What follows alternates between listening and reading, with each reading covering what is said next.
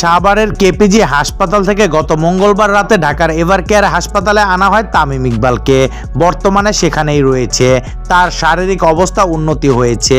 কয়েকদিনের মধ্যেই তামিমকে বাসায় নেওয়া হতে পারে।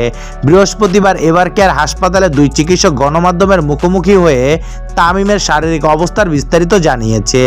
ডাক্তাররা বলছে তিনি সুস্থ আছেন। বোর্ডের রিপোর্ট অনুযায়ী তামিম আলহামদুলিল্লাহ খুব ভালো আছে, খাওয়া দাওয়া করছে, সবার সাথে কথা বলছে।